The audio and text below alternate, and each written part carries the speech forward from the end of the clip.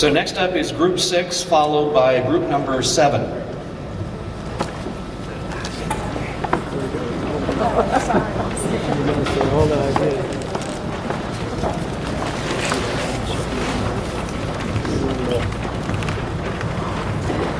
That's a big deal.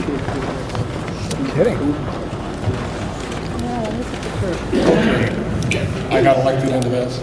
Volunteer. Our group was the Business Foundation group, trying to define the needs for the community for business and continuing with existing business. Okay, our business needs here are diverse in Wildomar. We need both large and small retail in order to exist, in order to get the right footprint for just a tax base. But we also need a business park or something along those lines. If we could develop a business park that had, say, an anchor business in it, and then a lot of small office space or medium office space, that would give us a head up on some of our growth. We need to look to support businesses. We're not going to get like an Abbott Labs or an International Rectifier or something like that here. Our community really isn't that big. But if we could get support businesses that support them, maybe a manufacturer of lure fittings or catheters or things like that, that we could support those businesses that are local, then we could get high-end jobs that would help to support those other businesses that are close. We need to encourage training centers and to support them as well. Training centers that can train technicians to work on the equipment that are in the major development areas around us.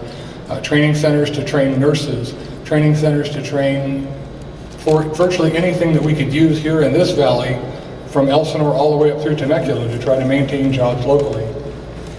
We need to hunt for companies that we want, companies that will fit in our community, that support the things that we want in our lifestyle, and encourage people and businesses to shop locally.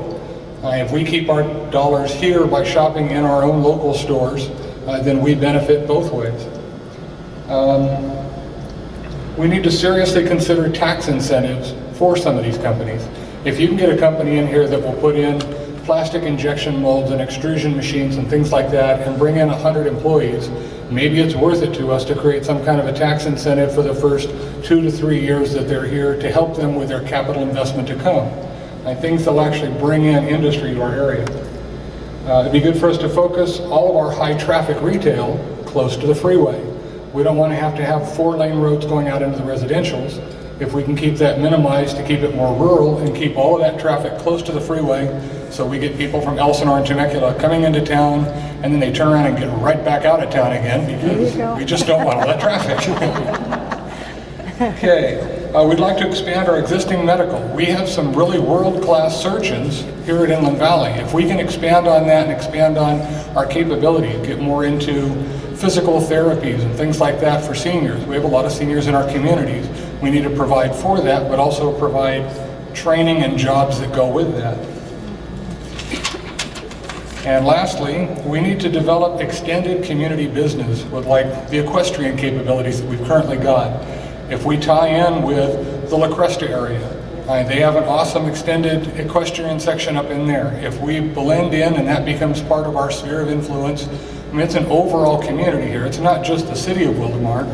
Everything that happens locally within our community affects Wildomar in general. So if we can tie that in with La Cresta and all our other areas around and create business energy through those things, I think it'll really help. And if you look through the different comments that came in, it pretty much breaks down all of those areas and beyond. And I think it would give us a better long-term picture if we can take everyone's lifestyle that we currently have and grow from that. That's what I've got.